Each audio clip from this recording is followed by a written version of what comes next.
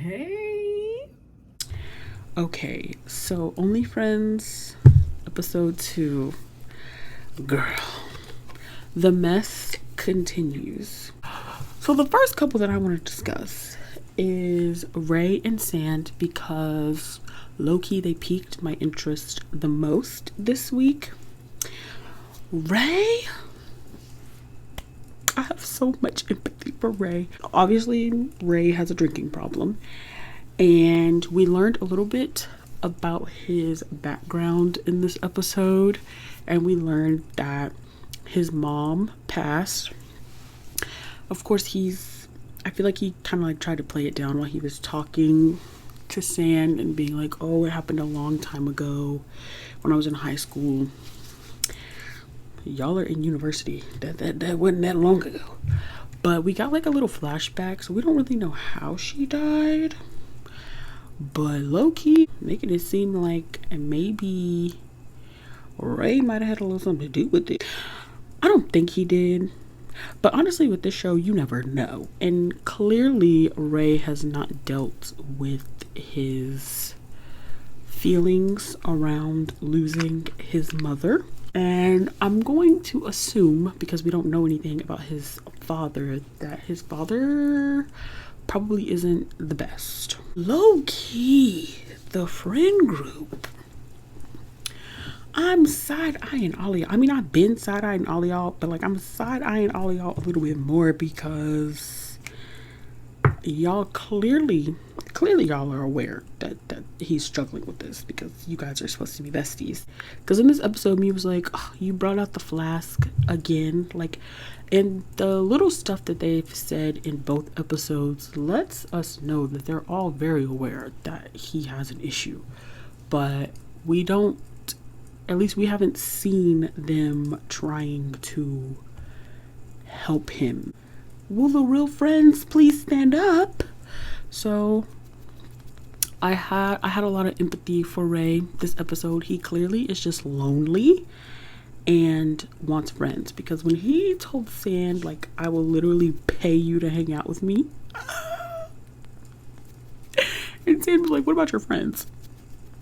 Exactly, what about his friends? And then on top of that, can you imagine like high-key being in love with somebody and they're not reciprocating those feelings, and on top of not reciprocating those feelings, the person that they decide to go for has a terrible reputation?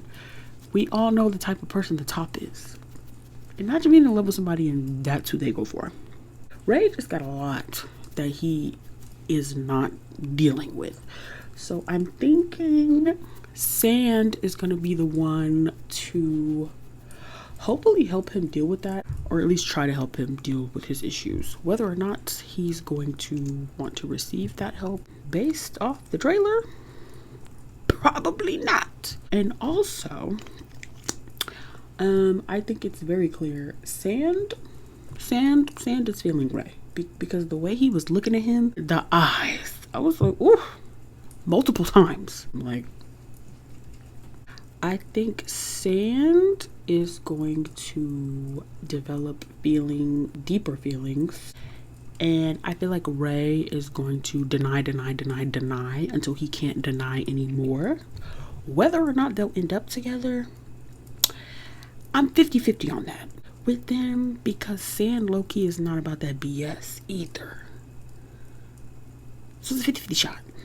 But I like them, and not they try to have us thinking that Sam was slinging that stuff.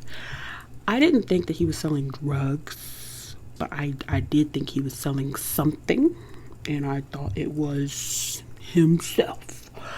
But he's just selling a little plum wine, you know, not too much. I like, let me not say I like where this is going, because it's going towards a cliff. But hopefully they'll pick up the pieces, put it back together, and it'll be real cute at the end. One can only hope. Now let's get into Boston's messy ass. Boston, you're pissing me off. Why are you trying to start all this BS between Top and Mew? Top has made it clear that he does not want you. So I think we need to hang that up and move on. Also, Mew is supposed to be one of your best friends. So like, why are you trying to actively ruin his little situation? And I think that the only reason that Boston is so into Top is because Boston likes to be in control of all of his little situationships, and the fact that Top is the one that keeps putting a stop to his advances and is basically rejecting him, I think that got Boston feeling some type of way, because number one, he's not used to that, and I feel like he has to be in control. You see that also with Nick, which poor little Nick. So you see Nick ask Boston like, oh, what are we? Because Nick is clearly, catching feelings. And Boston is like, oh, here's your two options. And so you see Nick like kind of contemplating and being like, okay, if I'm low-key starting to catch feelings already, and he's clearly telling me that we will never be anything more than us, the bed, and these four walls, then I need to protect myself. I need to give myself peace before it's ruined, because Nick's walls was already starting to crack. He was already starting to catch feelings. So I think he was like, in order to prevent that, I'm gonna go ahead and pick the first option, and I'm gonna pick buddies. And I think Boston took note of that and was like, no, hold on.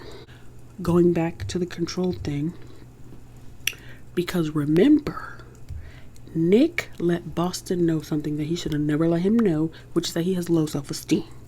When he was talking about how he used to get bullied and he worked really hard for his glow up, but he's clearly still insecure.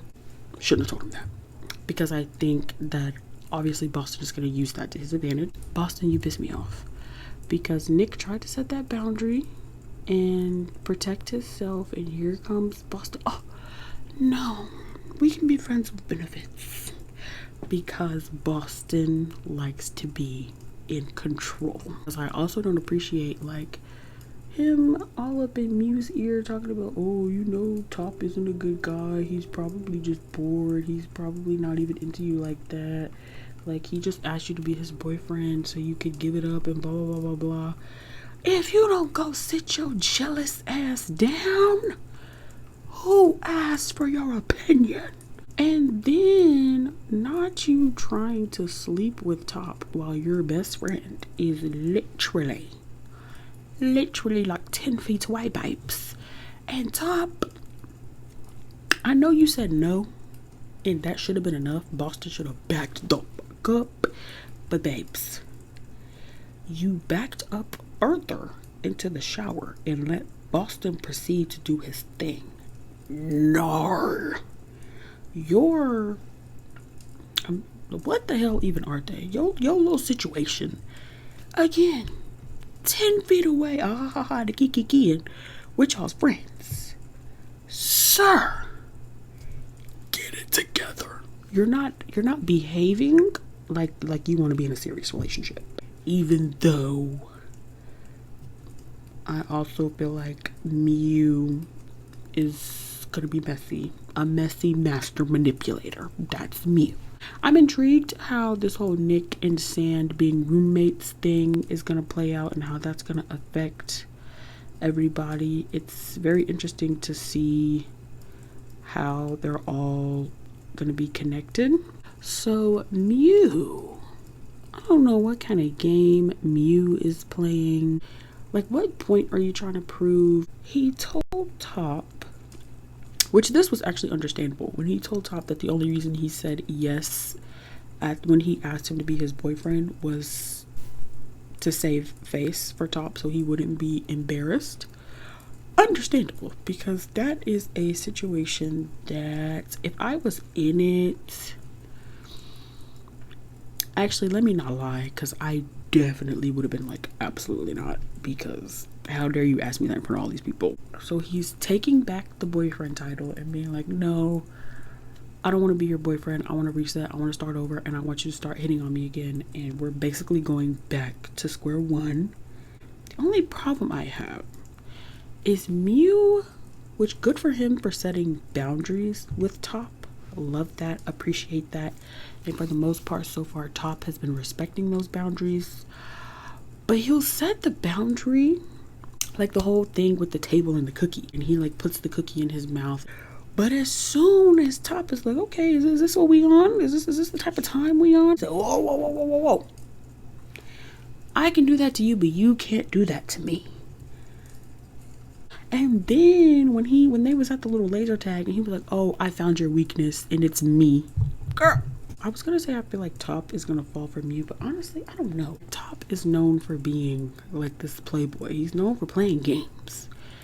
Mew is not known for playing games, but Mew is clearly playing a game.